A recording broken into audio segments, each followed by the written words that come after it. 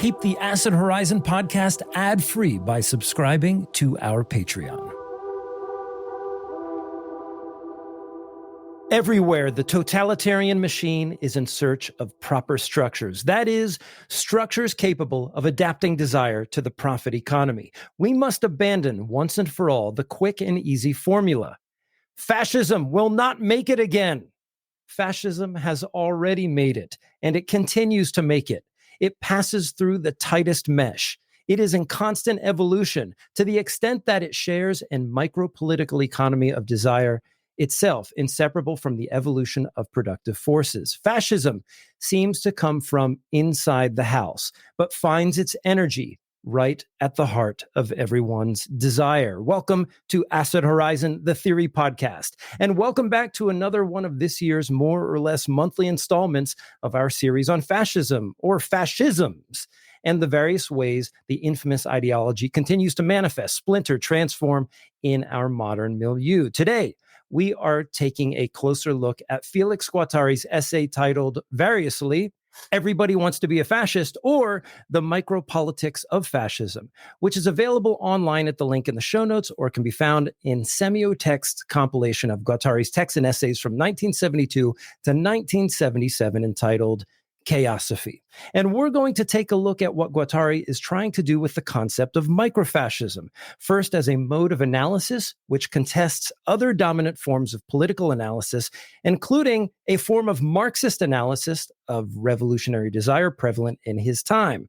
But also will approach the question of how and why everyone wants to be a fascist, which is a kind of clickbait, albeit on the page in Chaosophy. But in any case, Guattari contends that what typified fascism as a global historical event in the mid-20th century continues in its legacy in the sprawl and evolution of desire under advanced capitalism.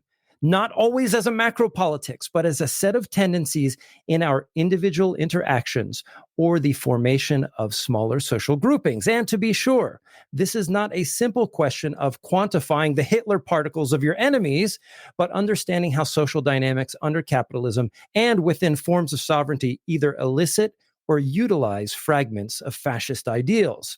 And to the extent that the word fascist is often overused, even in an era rampant with fascisms, we hope to interrogate some of the limits and potential problems of Guattari's analysis in a way that's productive here today. Now, with that said, we have Adam and Will in today's discussion, and I was hoping that we could start off by talking about what are some of Guattari's targets in this particular essay and in his work in general, and perhaps as it pertains to Anti-Oedipus, which is one of the ongoing reading groups that we're part of with the Schizoanalysis Project, and which we are doing on our Patreon account in the form of the Anti-Oedipus files. And so what stands out to me right away in this particular text is the fact that Guattari attempts to address the fundamental inadequacy of Marxism and of psychoanalysis in explaining the emergence of fascism. And while fascism is rooted in advanced industrial production, it depends on worker alienation, accelerated global trade, and geopolitical contestation, the ideological force of fascism itself raises profound questions on the nature of desire. And hence, his first target is psychoanalysis proper. And one of the things that I thought was interesting here is he brings up a dispute in the milieu of French philosophy, which is the adequacy of terms such as pleasure versus desire. And students of Deleuze and Guattari will know that they privilege this concept of desire as foundational to their ontology, and they reject the idea that pleasure adequately explains social and psychical structures. And I think one of the interesting takeaways from this particular essay is how firmly Guattari comes down on psychology's preference for the term pleasure. And I know this is an issue in Foucault as well. Do we talk about our striving, maybe in Spinoza's terms, the kind of movement and striving of the conatus in terms of desire or pleasure? And Guattari rejects the notion of pleasure because he believes it is bound up with the notion of subjectivity, the construction and reinforcement of a kind of interiority, where desire points to the greater structure of striving that we see, not only in the social field, but in the cosmos. And the one thing that I really appreciate about this analysis, and maybe in some sense, I think Guattari is a bit extreme here, but he comes down pretty heavy on the notion of individuation. He says that psychoanalysis takes individuation as a given, assuming subject and object relations that transcend social conditions. And he argues that this concept of individuation it's a product of social determination and historical contingency. And one of the things that I think we need to keep in mind when it comes to Deleuze and Guattari's notion of desire is that there is no terminus, that this striving of the cosmic conatus involves this Nietzschean agon of forces with no finality and no end. And the concept of individuation for Guattari has this image of finality attached to it, but not only that, a kind of insularity and alienation that he thinks attends to the way that subjectivity is produced in any given political milieu, but particularly the capitalist milieu. This concept of individuation is precisely what not only underpins our susceptibility to the forces of capitalism, but to the forces of micro-fascism, which he's addressing here today. And what I really appreciate about this too is anybody who's been following my work will see that there's a very strong connection to the work of James Hillman, who, despite being a trained Jungian and has written on the concept of individuation, towards the end of his life, kind of gave up on the metaphysics of individuation, saying that it was not particularly important for him in terms of understanding the movements and vagaries of the psyche. And even in the early part of his career, when he approached individuation, he approached it from the standpoint of thinking it in terms of a multiplicity of individuations, but could not really shake off perhaps some of the problems that Guattari sees here. And maybe one more thing that I will point out that I think is really nice about this particular paper before handing it off to Will is Guattari's analysis of fascism is not just a theoretical problem, but it's a political problem. But I think that somewhat undercuts the approach that he takes, because what he's doing is he's pulling from a Marxist approach that emphasizes a form of social determination, but one not so reductive as to reduce it to crass economic terms. We need to think of desire more perversely. We need to think of it more multiply. And he does that in virtue of a kind of Nietzschean critique that probes the idealist tendencies of psychoanalysis. And ultimately, this is something that I get from Claire Colebrook too, when she talks about a good way for us to think about active forces and reactive forces.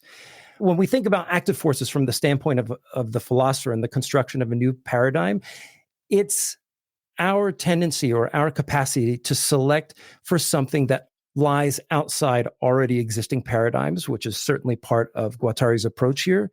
But second to that, too, is part of what Claire, and I would even argue that Deleuze and others see as reactive forces. When we think of reactive forces, we're already thinking within the frame of subject and object. And so what Guattari is trying to do very pointedly and very specifically here is extricate us from that thinking of subject and object. And how can we think of fascism or micro-fascism in terms of a set of coordinates, a set of codes and flows in the social field? How does desire get bound up, trapped up in these sort of globules that then manifest or mushroom into the forms of macro-fascism that I think we're seeing today? But with that said, I will pass it to Will, and then we'll just get going from there.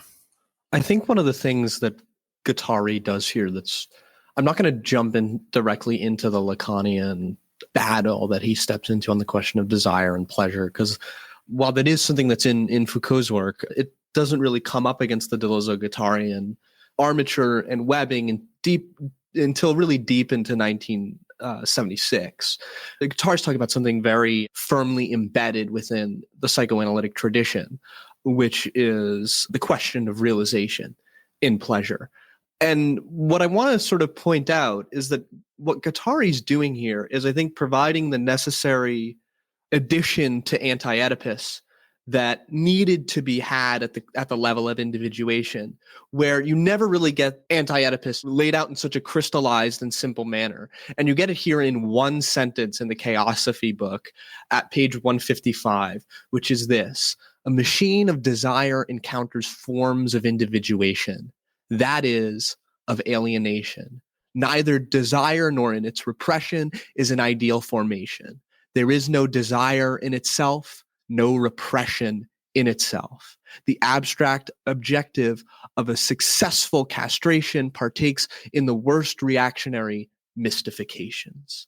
So the knives are out at this point, but what I want to point out here as it pertains to the way in which Guattari is going to both set aside fascism as an object of analysis and problematize the way in which fascism has been treated by both historians and philosophers up to this point is by stating that the war has been misunderstood. That, in fact, it's at the level of the subject itself. And this proposes two problems. First is that this entire historical account of fascism has both not taken into account the function of the subject and at the same time has presupposed the subject itself. That subjectification is the function of alienation under capital in the industrial and post-industrial age that makes possible, the fourfold game that, Hitlerian rhetoric plays, right? The first being the plebeian style, the veteran of war style, the shopkeeper's opportunism, and the racist delirium. All of these things are occurring at the level of the subject, and then at the same time, the subject is being presupposed in these discourses. It's worth noting that while he comes across and certainly is critical of Simondon, he's going to still take up parts of Simondon's metaphysics, particularly crystallization and metastability.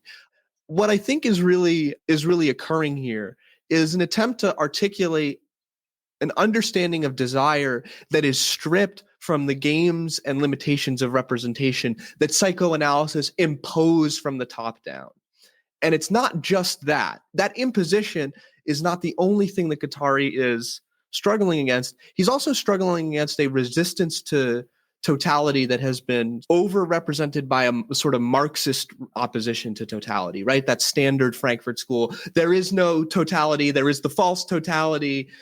But frankly, what he's saying is we have to oppose it in a sort of different way. And what's interesting here in the terms that we've never quite broken down is that he's willing to use the term neo-Marxist here to criticize these folks, which I think is really funny if you take into account the reactionaries' appropriation of that term or their use of that term. So really where he wants to lay down sort of the lines of battle is not at the level of clear segmentations of class that have failed to realize, but instead at the level of processes of subjectivation or the becoming subject, becoming who one supposedly is supposed to be in a social order, and say that it is in that process, in the production of individuals, that the desire for revolution faces its anti-production and comes out as what he calls a fascicizing machine. So I think that there are sort of two things that we need to come away with is he's opposing the totalizing machine of psychoanalysis with its forms of representation, but he's also opposing the way in which subjectivity has been understood by critics of fascism, by historians of fascism, by sociological analysis and formalist analysis, and is instead seeking a different kind of politics, which he terms a micropolitics, which I guess we can start to get into now. So for anyone who hasn't read every single thing Deleuze Guattari have ever said, we might want to get into what some of these terms mean. So micropolitics, because basically, also, this is a text which is being read out at an academic conference to a lot of Lacanians who are also, they know the stakes of their field, they know who they're sort of heterodox Lacanians moving with Guattari after Anti-Oedipus. They are trying to critique the dominant forms of psychoanalysis, reduce everything to the family, the daddy, mummy, me, and use that to diagnose the old society. They're also trying to find a break between an analysis of social conditions and analysis of fascism, which is very much tied to the Communist Party of France, which is at this point mostly just interested in electoral struggles. They are mostly interested in trying to sort of capture state power. and they're sort of moving towards sort of the ideal goal, the object of the desire of someone who's a member of the Communist Party of France.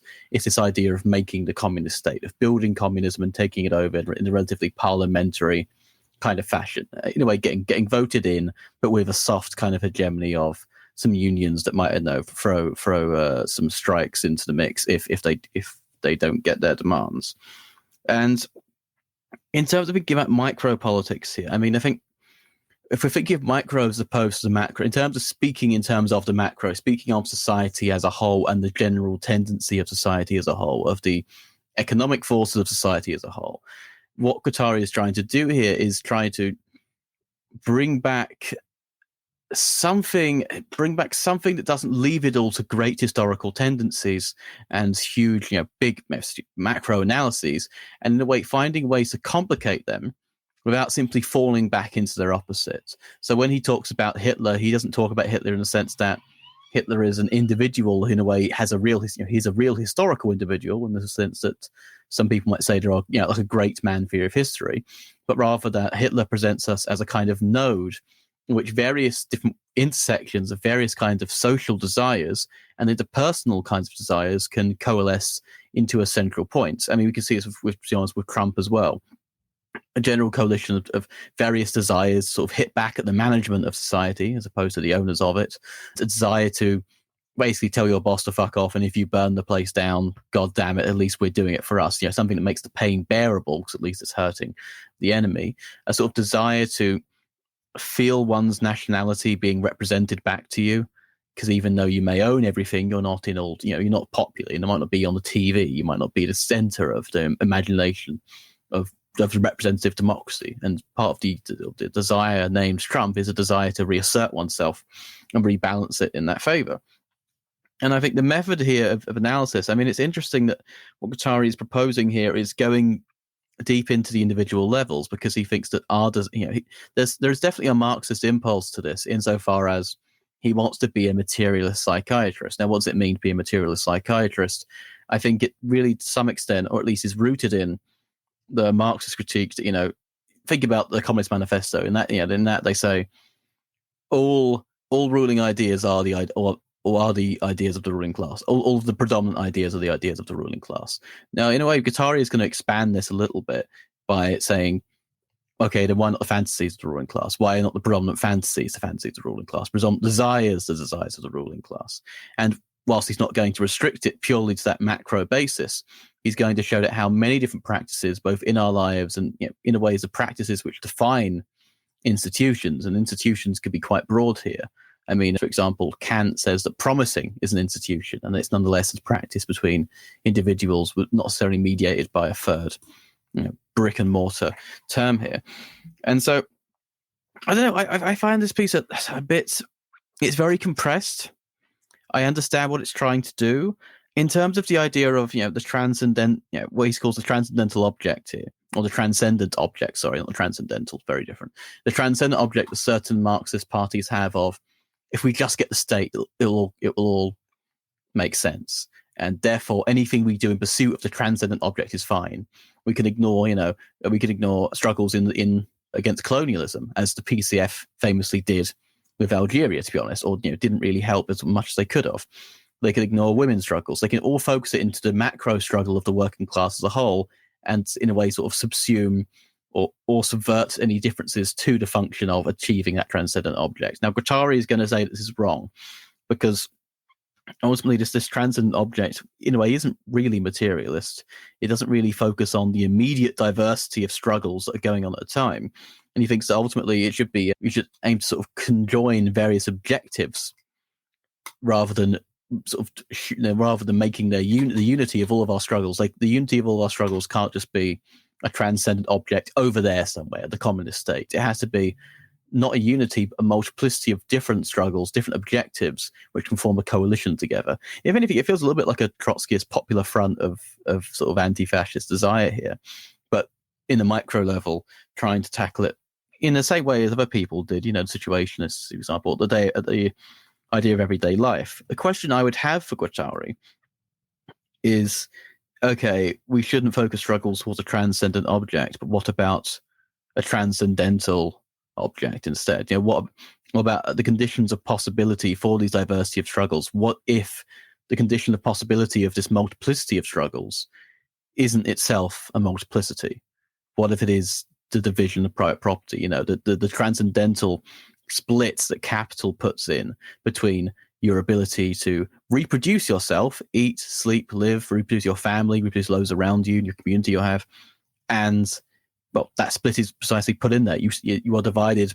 You cannot fulfill that need, and that's why you have to sell yourself to work if you can, and if not, as capital C, that God help you in a way, sort of to be productive. If anyway, is a misfortune equal to being unproductive in that sort of sense. And that's it. Why does it have to be multiplicity all the way down? Why can't it have one root as private property? That's one of the things I'm a bit confused about going forward. I'm not sure what the stakes are. I know the stakes are fascism, but what are the stakes in terms of using this method opposed to others?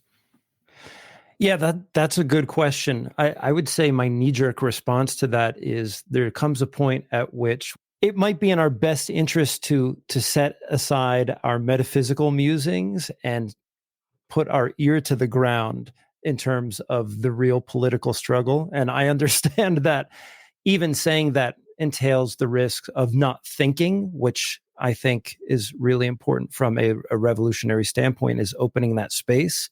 But I would say that the method that Guattari undertakes here, at least in part, addresses the concern that Adam brings up, which is how do we bore down into already existing institutions in such a way as to reveal the oppressive basis. I think one of the things that the concept of micro-fascism tries to head off is the idea that any old institutions as being sort of metastable social objects that would be the sort of pot from which revolutionary action would grow from, everything needs to be interrogated all the way down, and nothing can be refurbished with the intent of becoming a site of revolutionary action, namely something like the family, for example.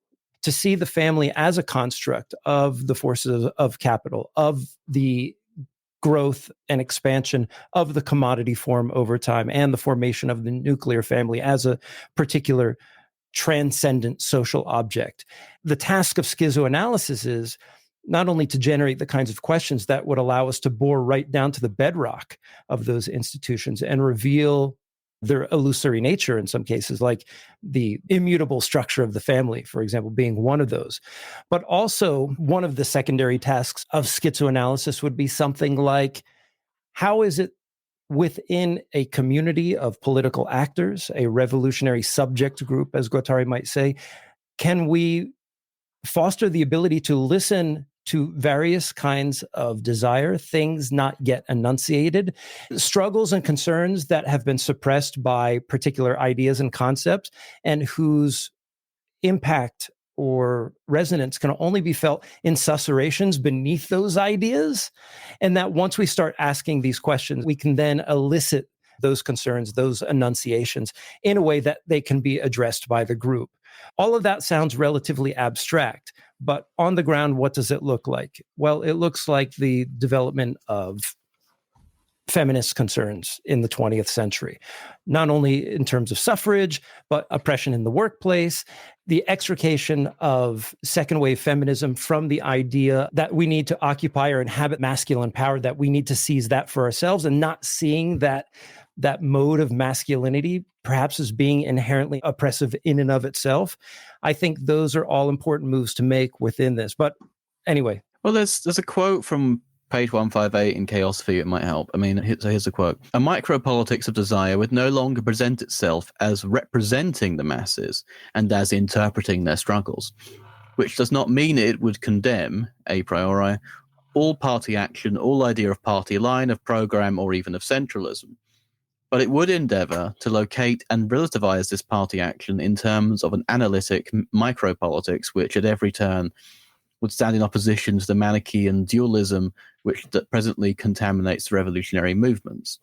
And I mean, I think this is a kind of radical openness here. I mean, in terms of what it looks like on the ground, it is. I mean, you have some Marxists, and some of the most obnoxious ones, not many of them. They're just the loudest. There's not this, which is just, it's either this Marxist, or it is or isn't Marxist, is or isn't materialist, which usually means I like it or I don't, or it fits in with our sort of like sectarian program, or it doesn't sort of look into the, the sort of the Communist Manifesto, sort of like, being at the radical forefront of every working class movement, that's kind of what being a communist is, not trying to speak for the class as a whole. I know it's a bit of a left composition, but there we go. And in terms of escaping a Manichaean dualism, because if you think about sort of the coalition of various other struggle for police abolition, struggle against familialism, women's rights, the wider struggle for bodily autonomy involved in, for example, disability rights, trans rights, abortion rights, etc. They do all coalesce, and the only sort of dualism that can be imposed on them could be imposed by a party saying like, okay, we have to abandon this struggle to work on the one struggle which unites them all, which is the working class struggle, which surprisingly always usually means however the party want to formulate it, despite the fact that, all of these things could indeed stem from the abolition from private property, because those, if you don't have healthcare, you're being cut off from the means of reproduction. If you're being forced into reproductive labor that's unpaid, it's because of the split. It's because of that fundamental split in humans' ability to reproduce themselves that capital needs to survive. That's kind of the axiomatic here. And in terms of ejecting this dualism, it's basically saying that the party should make allies and not enemies. In the ways of the party, a kind of rigid party form that says that you're either with us or against us, and that basically means centering a representation of a certain kind of worker and interpreting, and by that means literally just positing a desire within that worker. Then you could sort of not explode it, but you can open it up to more and more allegiances, which fundamentally are sort of a dichotomous view of Marxism isn't able to integrate and wasn't able to integrate in the 20th century.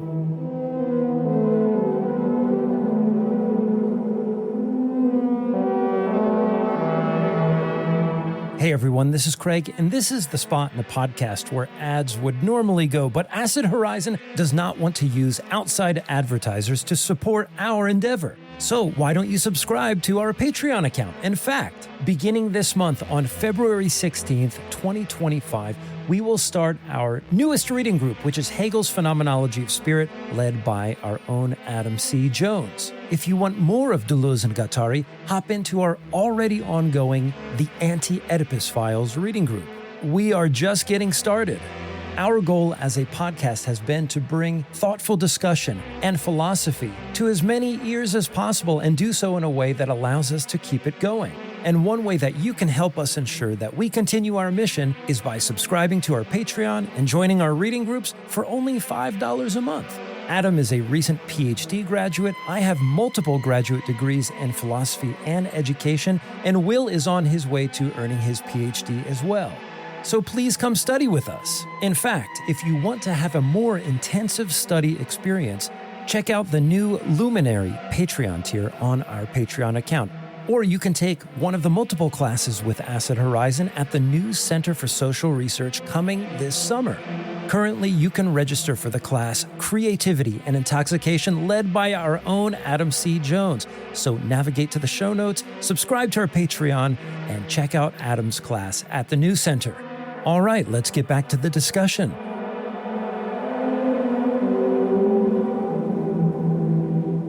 I think that, while I agree, I think that he's far more brutal on that point.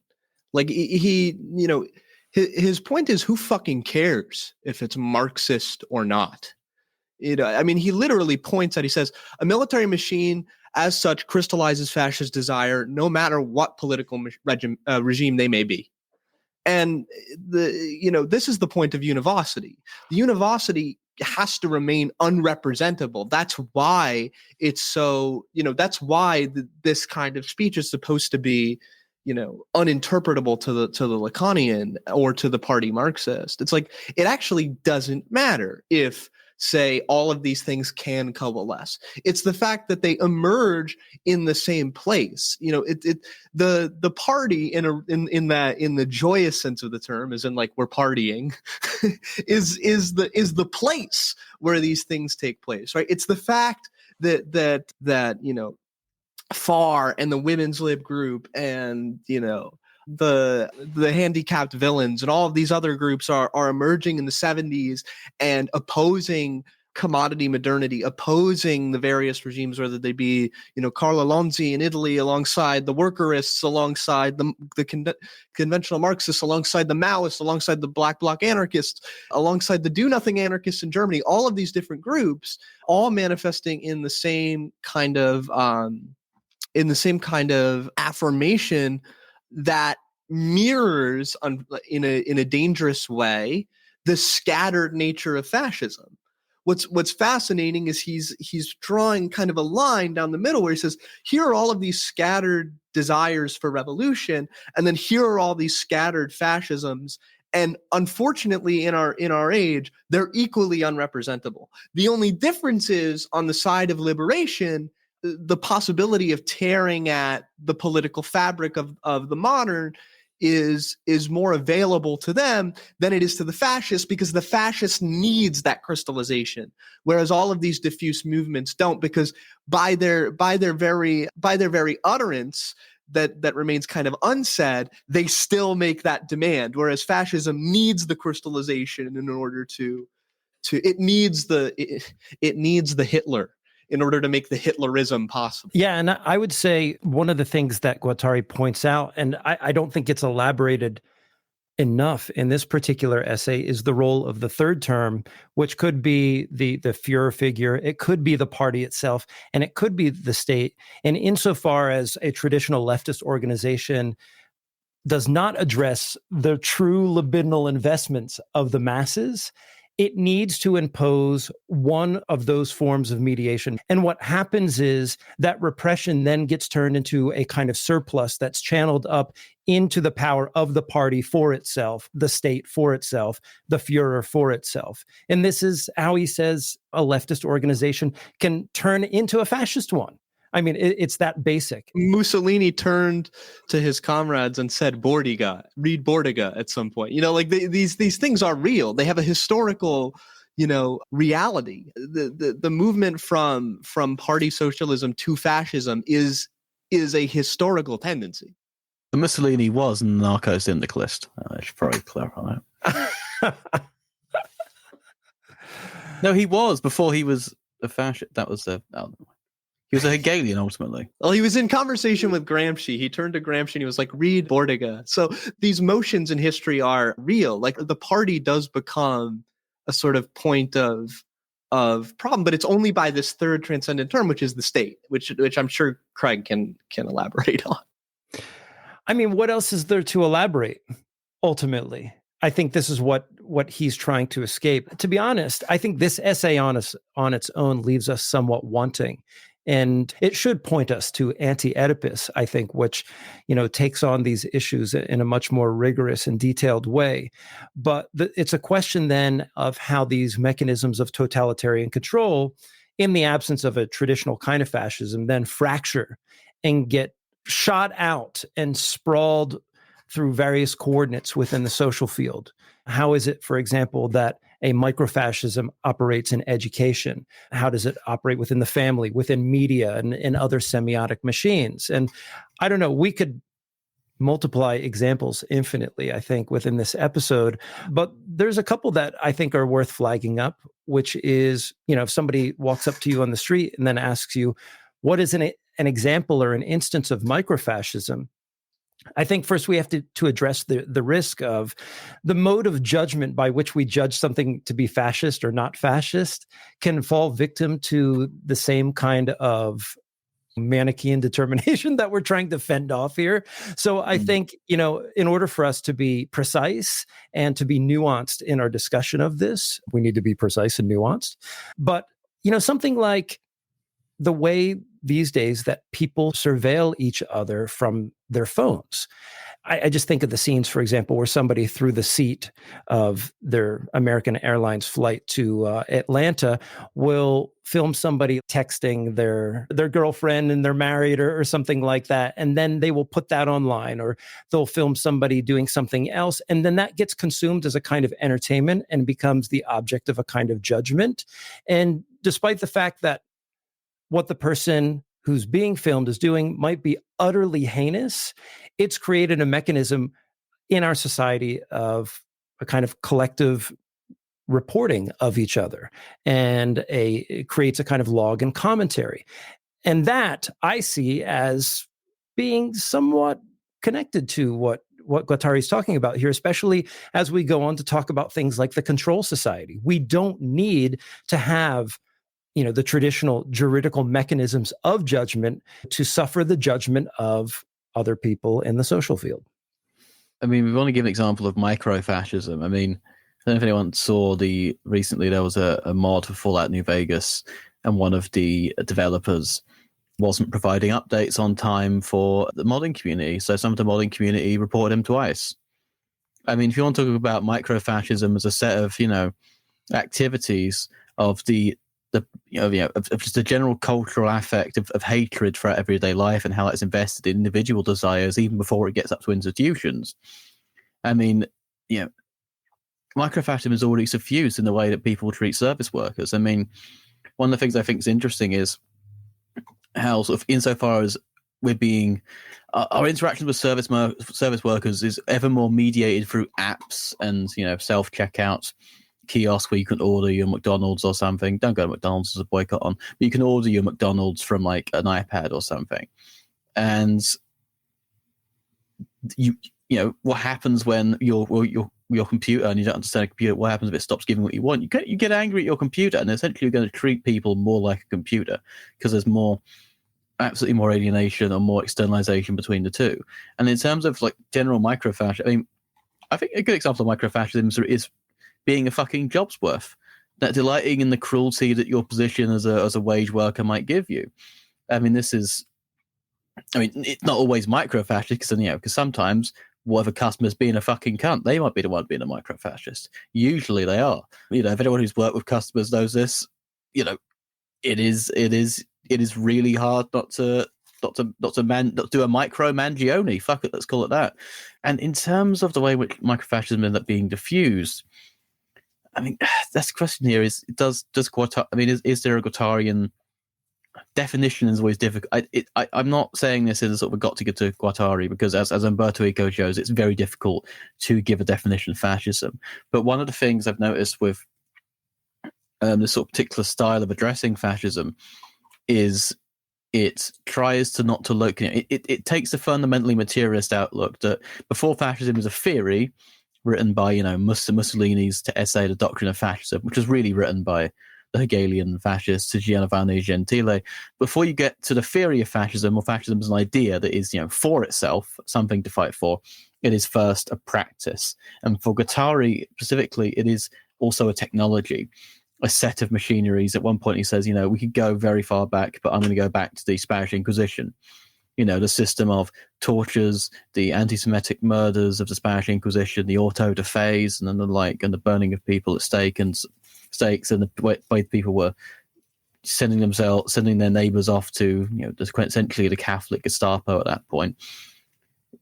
Is, for Guattari, fascism primarily a set of technologies or practices? And in this sense, does fascism cease to be an ideology? It ceases to be something that someone can mean. It ceases to be something that someone can ultimately believe in. You can believe in the leader. You can't believe in fascism, it seems, for Guattari. And therefore, there's a question which Billy asked me a couple of weeks ago, actually, which I'm still not sure how to answer, which is, does this mean that ultimately ideologies are reducible to are nothing other than a set of technologies, and their unity as ideologies is more of an afterthought? I think it's important for us to make a distinction between fascism in the raw, or the 20th century fascism, political macro-fascism, versus, I think what you're saying, Adam, when we talk about micro-fascism, I think we are talking not only about a technology, we're talking about a set of relations and coordinates. And I think that's one of the things that Guattari tries to emphasize here, is that we have structures within our society. We have institutions, we have private property, we have wage labor, we have surveillance, and these things have a multiplicity of functions. And it's very easy to be caught in that set of coordinates to the point where certain kinds of actions are made discrete, captured, and rendered as a surplus, which then falls back upon the system to reproduce it. And what Guattari points out, and which I think is really important to his essay here, is when we talk about microfascism, perhaps it's best to define it negatively. And there's two quotes. They're back to back in the text. Guattari writes, "It is wrongly said in Marxism in particular that a society is defined by its contradictions. That is true only in the larger scale of things." Maybe that goes with the ideology piece you were talking about. "From the viewpoint of micropolitics, a society is defined by its lines of flight." He then goes on to say, "Instead of the great paranoid fear, we are trapped in 1,000 little monomanias, self-evident truths, blinding lights, giving any and everybody the mission of self-appointed judge, dispenser of justice, policeman, neighborhood SS man." And Guattari talks about microfascism in terms of the exchanges or relations between individuals.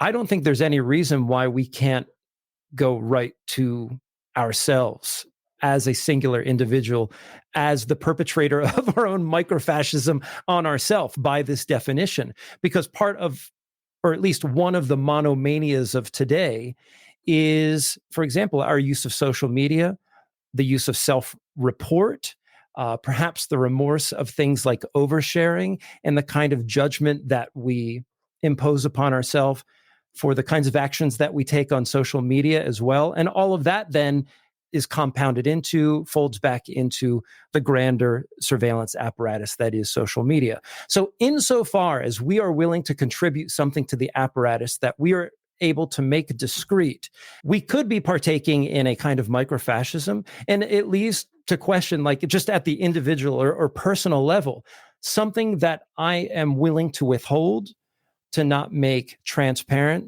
to render opaque to the mechanism of social media as a kind of resistance. I mean, think about us who are terminally online or are online as part of our jobs.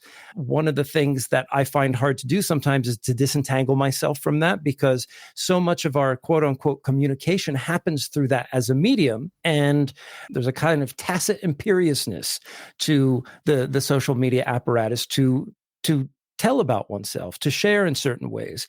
And I think that detracts from our ability to become sensitive to a multiplicity of other phenomenon in our world, and to phenomenon that doesn't get put on the register of something like a timeline, for example. I mean, it's okay. So taking a rudimentary definition of fascism here as kind of, a fusion of corporate and state power. We know that Deleuze and Guattari think the subject is structured kind of like a state. This isn't a new idea. This is sort of Platonic. But, through the idea of the Urstaat, they think that the idea of a subject saying mine, that this something is mine, something that encloses itself off from the world and keeps it as like a stable ground of experience. To every experience I have will be mine because it is for an I. There's something of a state-like structure to subjectivity. So in this sense, would microfascism kind of be a way in which individuals act, or collective individuals act, such that their own subjectivity is infused with corporate power in a way they act like little Hitlers? You read my tweet today about James Hillman, right? And depression. Yeah. Because I think what you're saying is echoing precisely that. And for those who don't know the tweet, James Hillman, actually, if you heard my episode on Left Hand about melancholy and mania, they recently put out the uniform edition of James Hillman's writings on sadness, depression, and melancholy. And one of the great quotes in there is that one of the fundamental misapprehensions of the experience of depression is that we claim it for ourselves. It's my depression. It's my illness.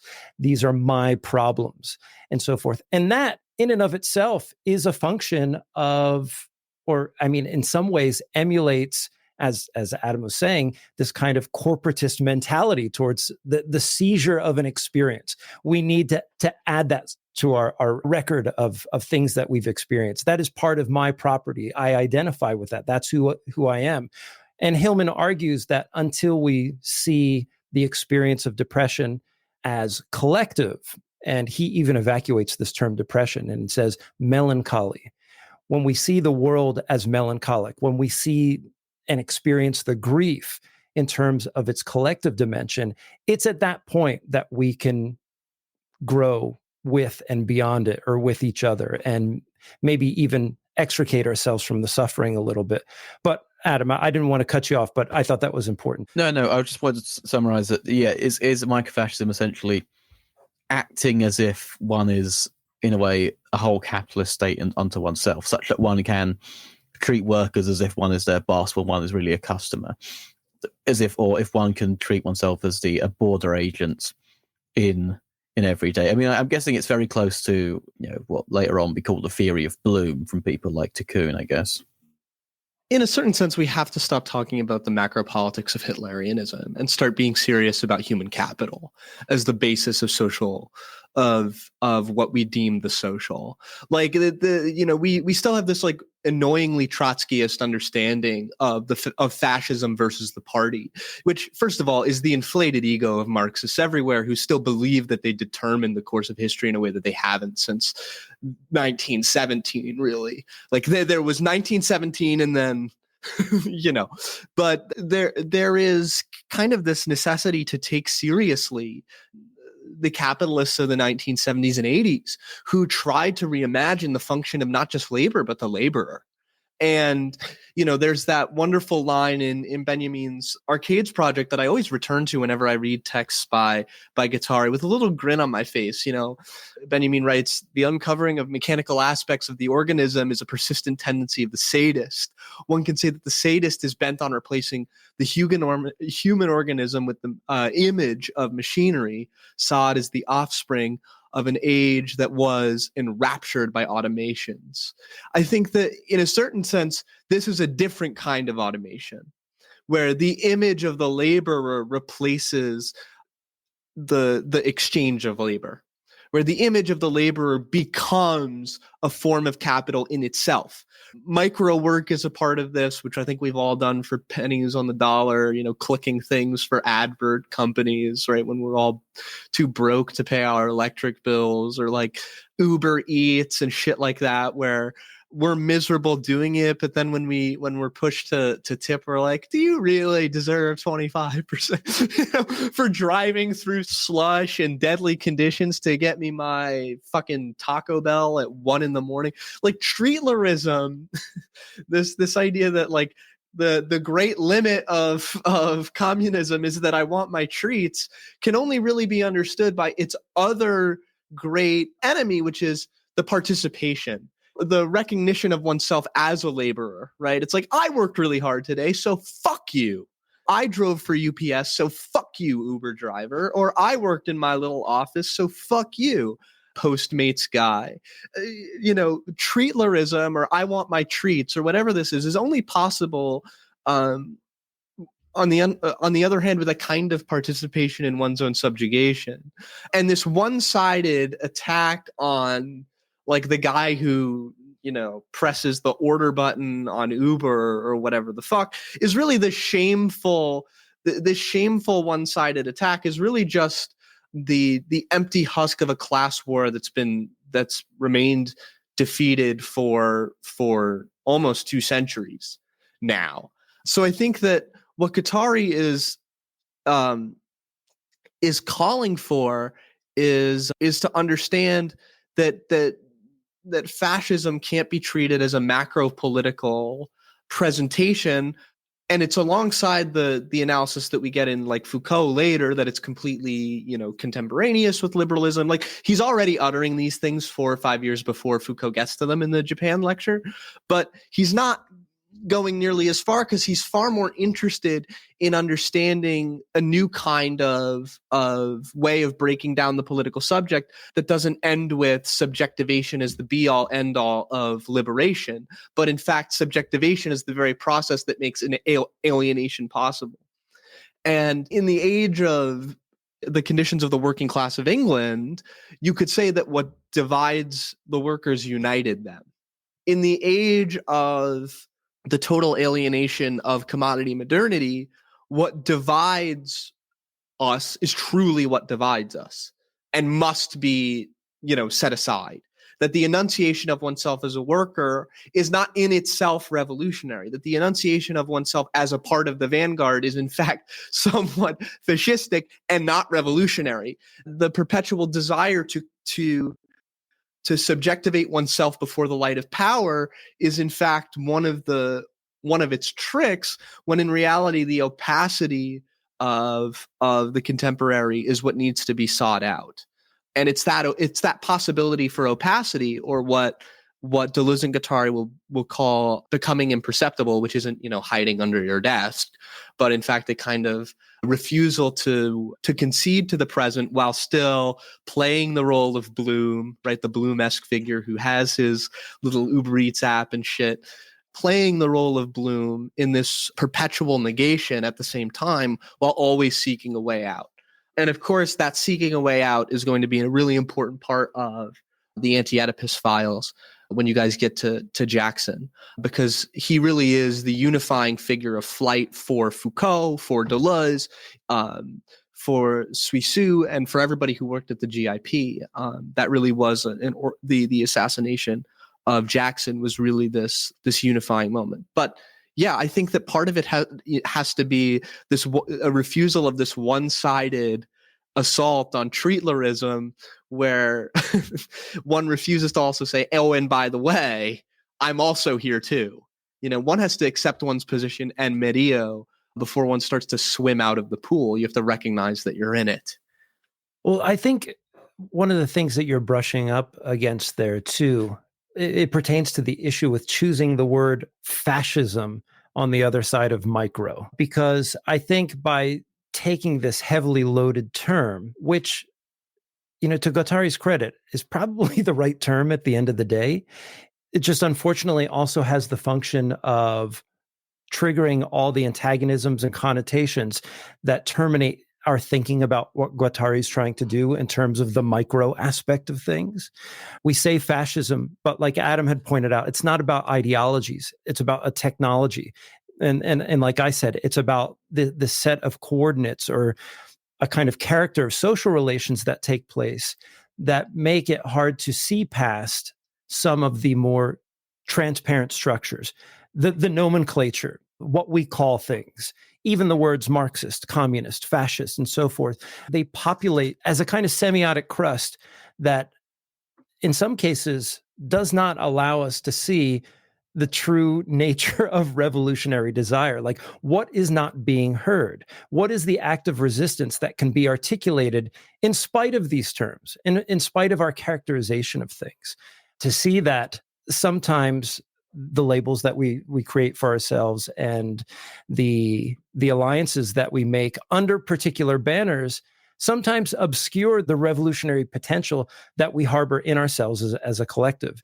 And if we stack up our grievances and never reconcile the kinds of battles that we've had with certain people who we might call our comrades, then we never get to have a revolution. We never get to surpass together the hellscape that we confront within the next 10 to 15 years or so. How does this relate to microfascism? Well, insofar as we see ourselves individuating along political lines, with certain political mediators, with certain texts as our banners and so forth. I think a lot of times that gets in the way, and it kind of builds up a sort of narcissism that allows us not to progress together. Now, I know the rebuttal to this, and I know Will's rebuttal to this. Some of these people aren't our friends. Some of these people will eventually fall into a kind of politics that is ultimately fascist or totalitarian or suppresses the voices of disabled people. But the question is, how then do we build an ethic to stem that possibility? And how do we build an ethic that would then allow us not only to listen to those people, but to create an environment where that kind of listening is possible? I think that this is precisely where a kind of new sentimental education becomes possible and necessary. It's only when we confront that problem, of the proliferation of enemies that this mode of production that puts forward this proliferation of enemies. Guattari puts it this way. He says that rather than understanding the molecularization of repression as like part of an ideal evolution of history or ideological mystifications, we understand it as a material process or a deterritorialization of all forms of production. Like, we have to link these things to a historical critique of forms of production that does not presuppose production as such, that does not treat the conditions of the manifestation of capitalism or the manifestation of patriarchy or etc. as historical necessities.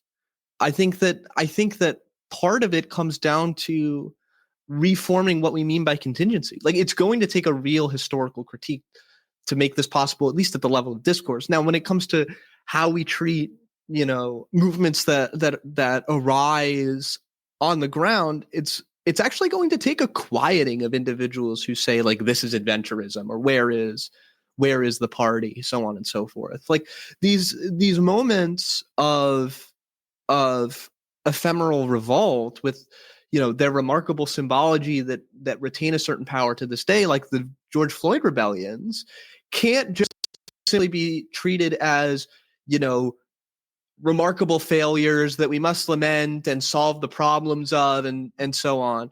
Understanding precisely where they did not succeed is totally fine, but then saying that the solution is in fact to impose party form on them, which we've seen now how quickly that turns into fascism in the age of the digital present. Like, we've watched this very closely in the last few weeks, where we literally watched a quote unquote communist party come and go as quickly as a SoundCloud rapper with as much, with as much pomp and circumstance and internet drama. Like, the question of the imposition of the party is one that has answered itself. Now, where do we move from here? If we're going to take up this problem at the level of ethics, well, it can't just be at the level of imposing law. And a new kind of thought becomes necessary. And it's one that's rife with all sorts of dangers, right? Guattari's not refusing that there are all kinds of dangers here. And, Craig, you and I can have a debate about, well, not a debate, you and I can have a discussion about how Guattari fell into some of the dangers he outlines here later in his life, 20 years later. But the fact that he's aware of them proves that thinking dangerously is in fact part of the way out. So I think that question of the ethics is, of course, the overlooked one, because we're looking for a solution. We're looking for the Bedouin imposition of the party that thwarts the question of an ethics, so that we don't have to take into account the fact that we must live differently. Here's a question regarding micro-fascism. So does Guattari think that micro-fascism in a way scales up to macro-fascism? And if so, where is there a concept of micro-communism in terms of the ethical here? Micro-communism that not necessarily has to scale up. Is there a micro-communism? Maybe Mark Fisher talking about Starbucks and post-capitalist desire. What the fuck's he talk about? I can't remember that bit. There's the essay, if I'm not mistaken, it's the essay Post-Capitalist Desire. Remember, after the protest, everybody went to the Starbucks, and I forget the name of the reporter, said, "Oh, look at all those leftists just lining up for a latte. Are they truly revolutionary?" And Fisher comes back to talk about Starbucks as the kind of pseudo-commons where people want to be in common together, but since we've eviscerated common and public space, Starbucks is the sad surrogate. Oh yeah, now it's the pub. It's a much sadder surrogate. Although everyone's much happier in the pub than they are in the Starbucks. But I think that these questions, like, we also have to look to certain, like, when you say, a micro-communism, isn't that precisely what he's talking about with the univocal? The emergence of all of these critiques of the strictures of modernity, whether it be from feminist groups, queer liberation groups, the Black Panther Party, like all of these things, like the question of communism is that it truly can't ever be put in that sort of tension point, or that representational disposition between the macro and the micro. Communism, is precisely what is found in that alternative ethic, in that promise of, like, the coming community or the nameless community or the whatever singularity or the whatever being, and so on and so forth. Like, the communism remains lived, whereas fascism remains imposed. And I think that that's the fundamental distinction. And that's why, like, certain thinkers later on, from Blanchot forward, and I'll be, I'm still working on a reading of a Blanchot text called Marx's Three Voices, where this is kind of enunciated and then followed up with the essay, apocalypse is disappointing. This is precisely the problem, where, like, it's at the end of all of these things where an ethics becomes possible. Like, as corny as the Tikkun line, we seek to spread anarchy and live communism, like, that really is the question and the proposition at the forefront here. When thinkers like Mario Tronti and Marcello Tari say things like communism is possible at every moment, it's thanking the bus driver in Fortnite. Like, those sorts of things are real. When Benjamin says that history is like the refutation of the communist possibility, or like Bloch puts in communism like the object of hope, all of these different ways are an attempt at showing the unnamability, but the unnameable externality of the desire that communism has on its own, that Guattari is pointing at here, of course, in a very French way, rather than like a German or Italian way. He's doing it through psychoanalysis, through critique of psychoanalysis. So I think your question is a good one. I think it would force us to go back to, it forces us to again ask the question of, like, what is communism? And that remains to be something adequately, I think, thought, maybe in works like The Twilight of Politics, or like attempts at talking about community and things like that, from Blanchot all the way to like Joseph Albarnez's new book, to the later writings of Tronti, to Tari, to Gammon, whatever. Like, these are the real questions. Like, in order to say, is there a microcommunism? It's like, okay, well, what is communism when we say that word? Like, we have to go all the way back to Hölderlin, which, Adam, you're far more educated than I to understand where he was coming from. We should not go back to Hölderlin. I don't think communism does mean a federated set of monastic microstates. I really hope not. No. I mean, God. I mean, it's hard not to go Kantian here and say, like, it's a microcommunism, as if, the micro-fascist acts as if they're a little Hitler. Does the micro-communist act as if everything they do is according to the principles of a society in which principles are no longer necessary? Marcello Tari has a very good answer to this, I think. However, it's not a very workable answer, because his sort of micro-communism is a way to adopt an ethics in which there is neither Jew nor Greek nor man nor woman, for all are one in Jesus Christ, which isn't quite as universalizable as he might put forward. This is sort of the limits of some of Hölderlin as well. So that there's a Nietzschean sort of critique here of, like, what is micro-communism? It's fucking Christianity, isn't it? Like, is micro-communism just petrifying Christianity? Yeah, I mean, can you have redemption free from the fetters of Catholicism? And that's like where thinkers like Agamben and Tari split, right? Like, Tari takes the actual religious turn, and Agamben rejects it, quite explicitly, and is therefore, in this ethical realm where, like, Tari's latest essay on Catholicism? I can never find it when I need it. Like, it's on some hidden website somewhere. But if we do find it, we'll put it in the show notes, and we won't, because it's hard to find. But yeah, no, I think that's a good point. It's like, is communism just like, redemption of the world in a Christian sense of the term? No, probably not.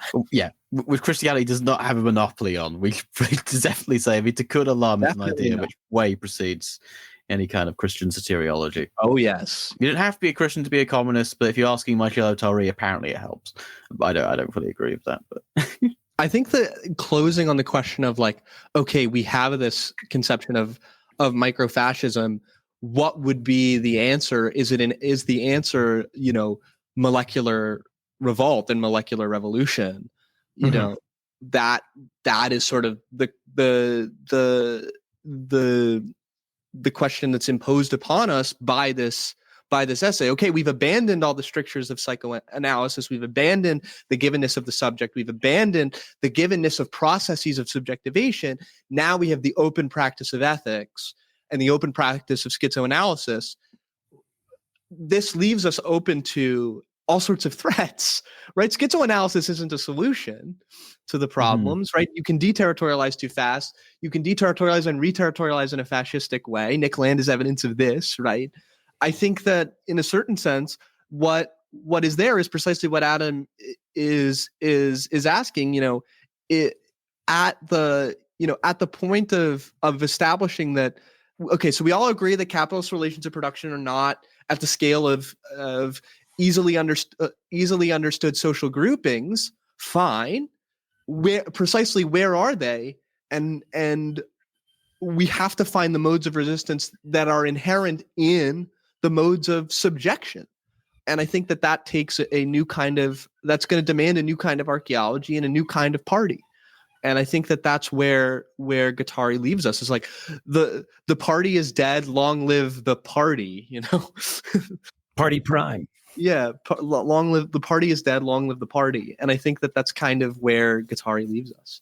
Well, we've seen a coalition of various different groups, of various different ideological stripes, who are united by a key desire for liberation. We have seen it, and we have seen it work enough to exact a heavy enough price on the body of capital, on their enemies, to maintain a ceasefire.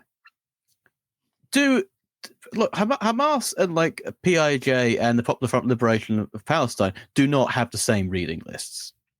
They don't.